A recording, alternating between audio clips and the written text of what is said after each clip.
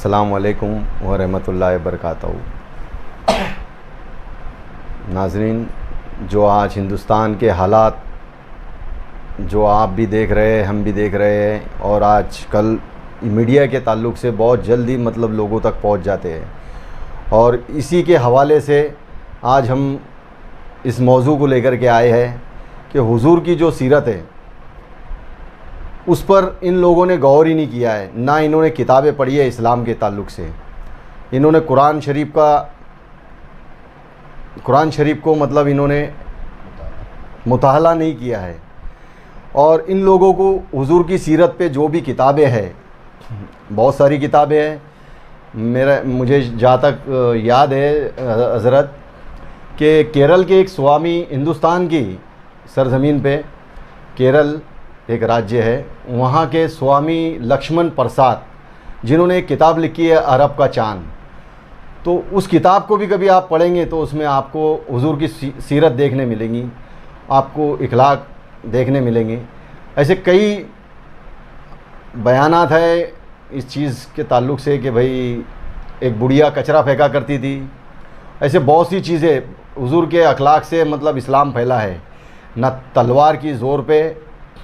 تو ہم اسی کے تعلق سے آج خالد بن ولید رضی اللہ تعالیٰ عنہ کے تعلق سے ہم آج حضرت سے گزارش کریں گے کہ بھئی آج اس موضوع پہ روشنی ڈالیں۔ السلام علیکم ورحمۃ اللہ وبرکاتہ۔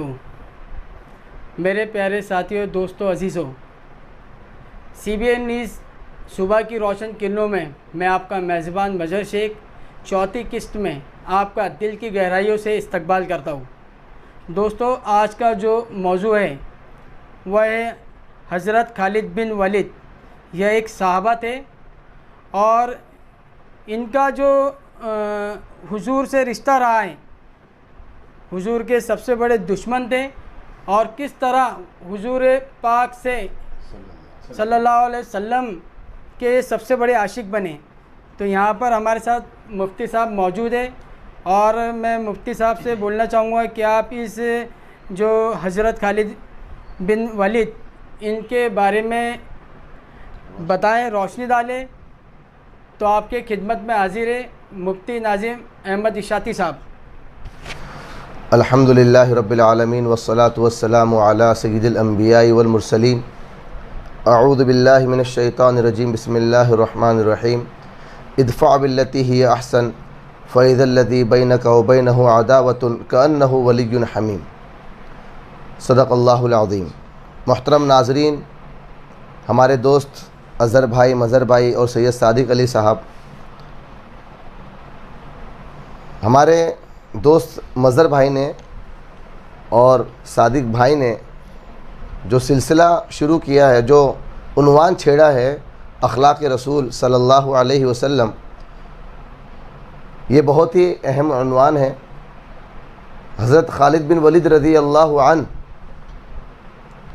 جو حضور اکرم صلی اللہ علیہ وسلم کے بہت بڑے دشمن تھے، اور پھر بعد میں سب سے بڑے عاشق بنے ہیں۔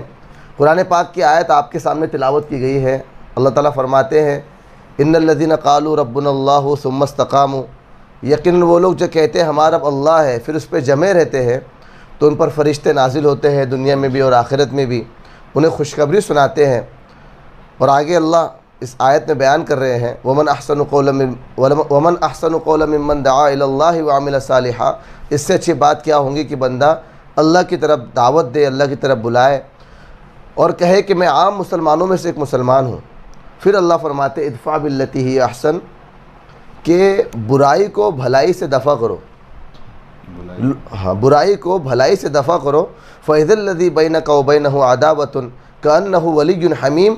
تو پھر یہ ہوگا کہ جو تمہارا کٹر دشمن ہے، جو تمہارا بہت بڑا دشمن ہے، وہ تمہارا سچا اور پکا دوست ہو جائیں گا، جگری دوست ہو جائیں گا۔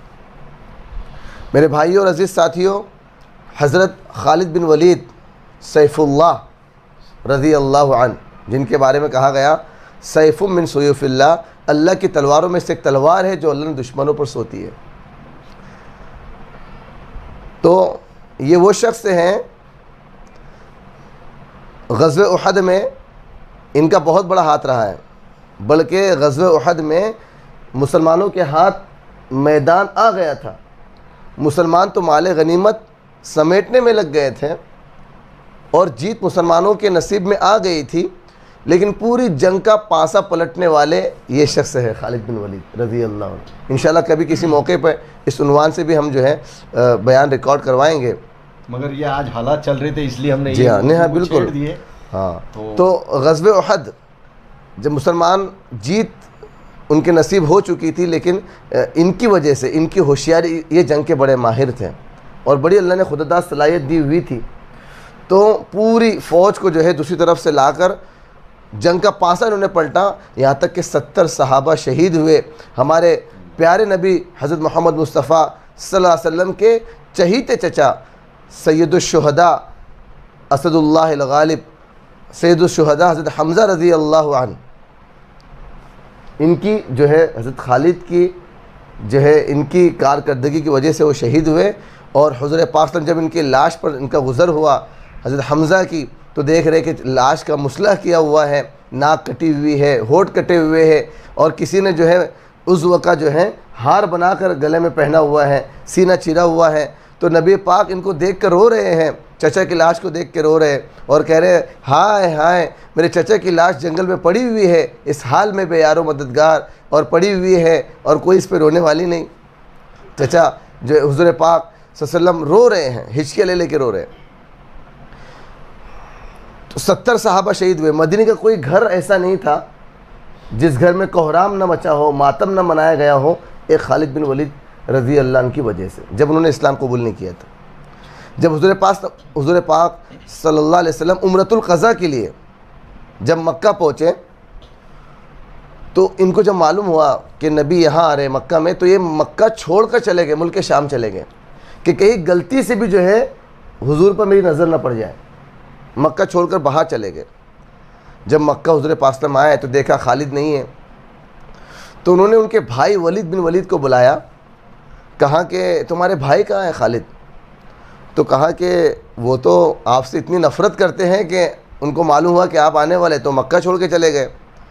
تو کہا کہ اچھا، خالد جیسی کی عقل بھی ابھی تک اسلام سے دور رہ سکتی ہے؟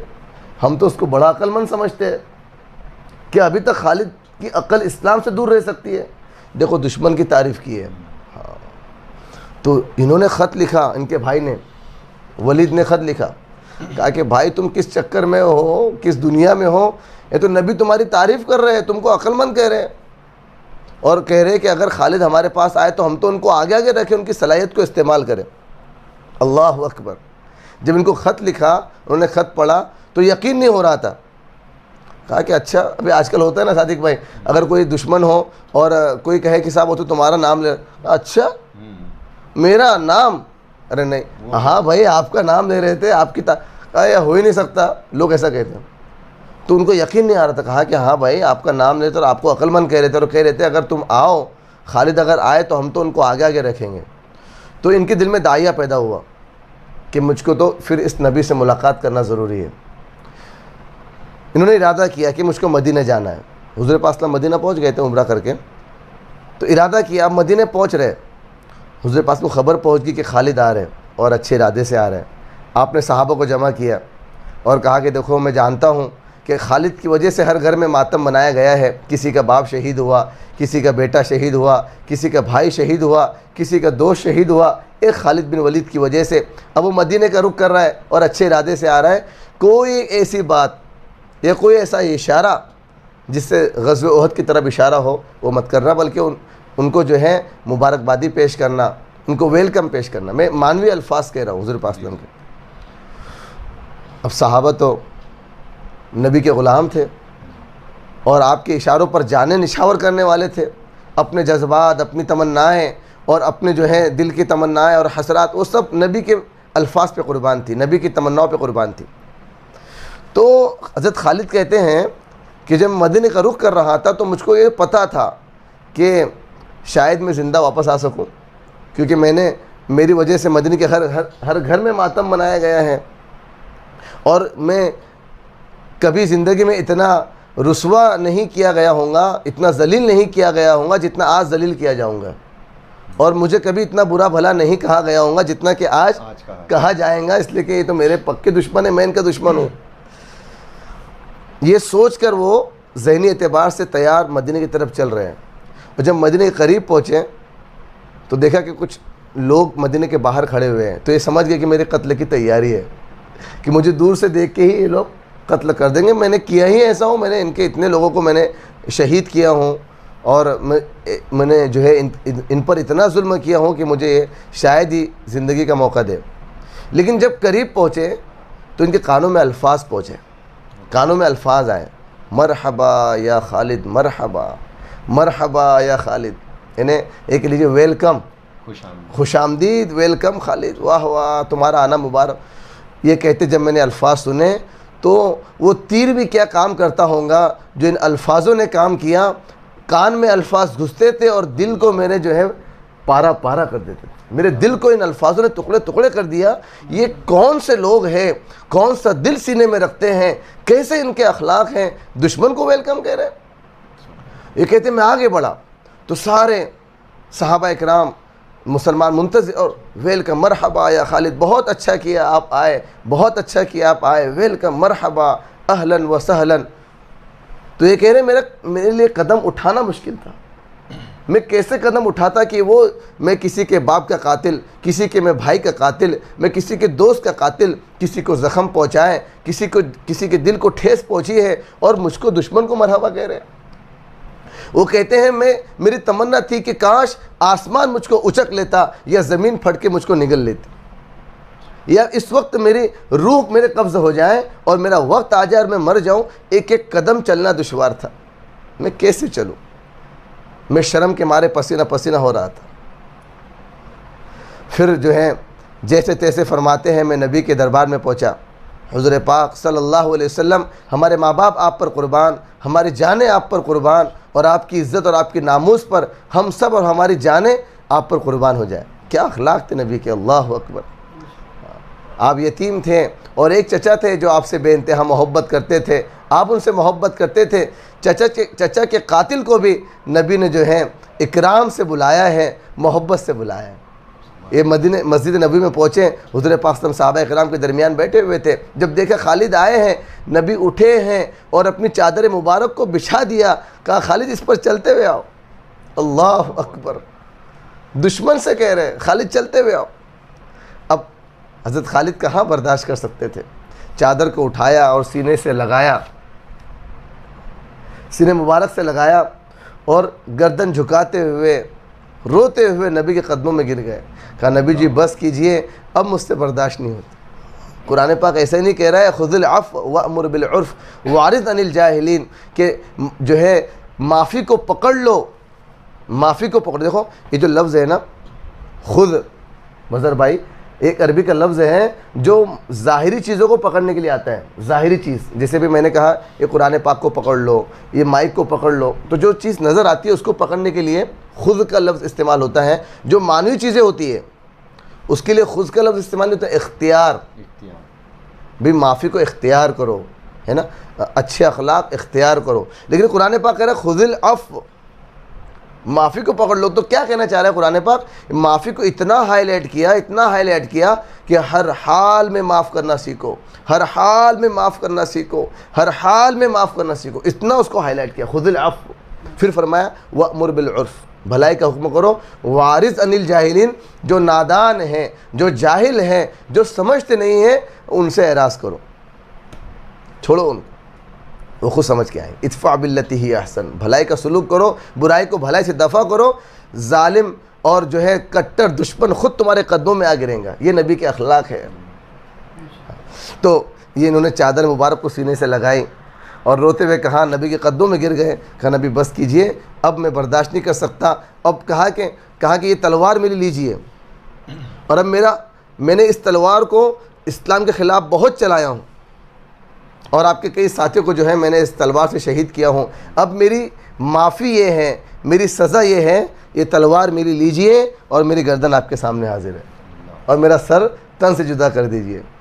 میرے دوستوں ناظرین، اگر نبی جو ہیں رحمت للعالمین ہیں تمام جہانوں کے لیے رحمت بنا کے بھیجے گئے ہیں. اگر آپ زحمت بنا کر بھیجے گئے ہوتے ہیں تو دنیا کا یہ حال نہیں ہوتا جو ہم دیکھ رہے ہیں. آپ تو رحمت للعالمین ہیں. آپ نے تو گالی دینے والے کو معاف کیا, برا بھلا کہنے والے کو معاف کیا, آپ نے جو ہے پتھر مارنے والے کو معاف کیا, چہرے پر تھوکنے والے کو معاف کیا, چہرے پہ مٹی ڈالنے والے کو معاف کیا, جو ہے آپ کے ساتھیوں کو جنہوں نے قتل کیا, شہید کیا, ان کو آپ نے معاف کیا. غزوہ فتح مکہ کے موقع پہ لوگ کہہ رہے ہیں الیوم یوم الملحمہ, الیوم یوم الملحمہ, کہ آج تو گوشت کاٹنے کا دن ہے. صحابہ اکرام کہہ رہے تھے, کیونکہ بلال حبشی کو رات بھر کوڑے مارنا اور جو ہے خباب کو انگاروں پہ گھسیٹنا اور یہ ظلم کرنا مسلمانوں کے اوپر. صحابہ اکرام کو جب غلبہ نصیب ہوا تو کہا کہ آج تو ہم خوب بوٹی بوٹی کریں گے دشمنوں کی. نبی کے کان میں الفاظ پڑے, آپ نے کہا نہیں, نعرے بدل لو, یہ کہو الیوم یوم المرحمہ, آج تو رحم کھانے کا دن ہے. ہم جو ہے گالی دینے والوں کو بھی معاف کریں گے اور جو ہے ہم کو جو ہے تکلیف پہنچانے والے کو بھی معاف کریں گے. اور آپ نے کہا مکہ والوں سے آج میں وہی کہتا ہوں جو میرے بھائی یوسف نے کہا تھا, لا تثریب علیکم اليوم, تم پہ کوئی زیادتی نہیں, جاؤ تم سب کے سب آزاد. تو پھر حضرت خالد نے کہا نبی اب میرے گردن آپ مار دیجئے. آپ نے کہا نہیں, یہ تلوار آج تیرے ہاتھ میں رکھتا ہوں اور جو ہے تو اللہ کی تلواروں میں سے ایک تلوار ہے. فوراً انہوں نے کہا اشہدو ان لا الہ الا اللہ واشہدو ان محمدًا عبدہ ورسولہ, گواہی دیتا ہوں کہ آپ اللہ کے رسول ہے. پھر اللہ نے وہ کام لیا ہے, حضرت خالد سے وہ کام لیا ہے, اس زمانے کی سپر پاور طاقت کیسر و کسریٰ جن سے ٹکر لینے کے بارے میں کوئی خواب بھی نہیں سوچ سکتا تھا.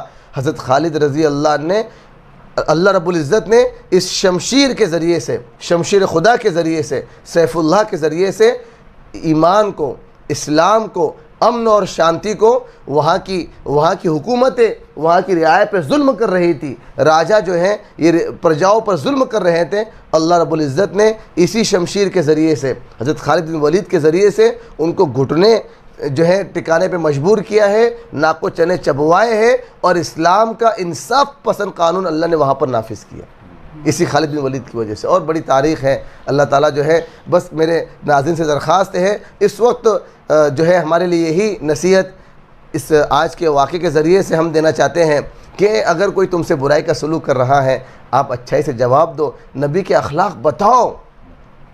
ہمارے ہندوستانی بھائیوں کو نبی کے اخلاق بتائیں ہم, کہ آج جو ہے ہم بھی قصوروار ہیں صاحب.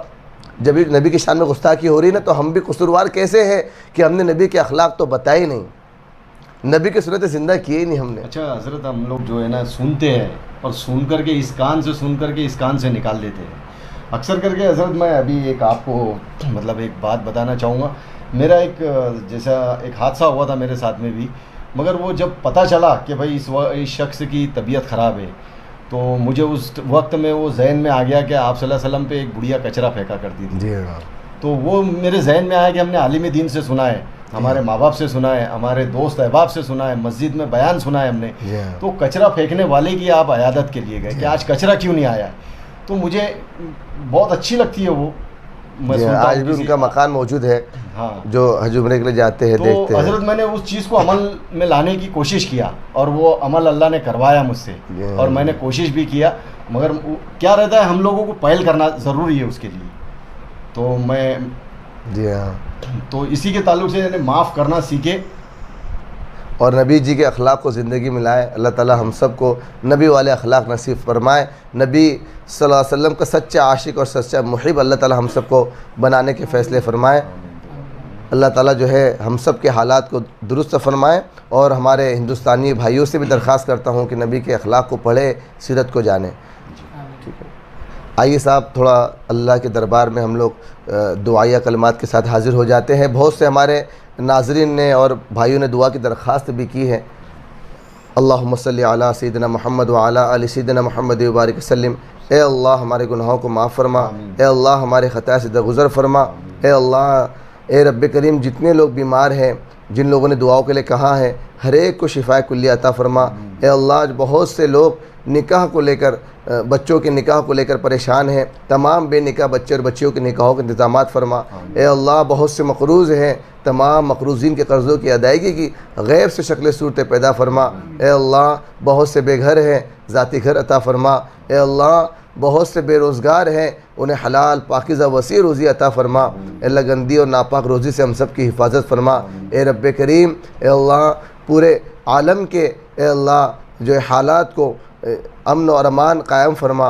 اے اللہ نبی کی شان میں جو گستاخیاں ہو رہی ہے اے اللہ ان گستاخی کرنے والوں کو بھی توبہ کی توفیق عطا فرما، انہیں صحیح سمجھ بوجھ عطا فرما۔ اے رب کریم ہم تمام جو ہے عالم کے مسلمانوں کی حفاظت فرما۔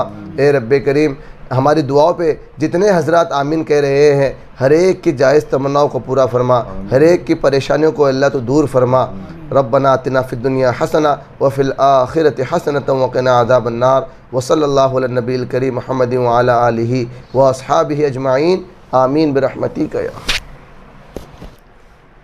ماشاءاللہ مفتی صاحب نے جو موضوع پہ بیان کرے حضرت خالد بن ولید رضی اللہ عنہ، ان کی جو زندگی تھی حضور کے ساتھ کس طرح بیتی، وہ کس طرح حضور کے دشمن تھے سب سے بڑے اور کس طرح ان کے سب سے بڑے حضور کے عاشق بنے، تو ان کی اس باتوں پہ ہم عمل کریں گے۔ گزارش کروں گا کہ اس ویڈیو کو زیادہ سے زیادہ شیئر کریں اور یہ سمجھ کے شیئر کریں کہ ایک صدقہ جاریہ کے طور پر۔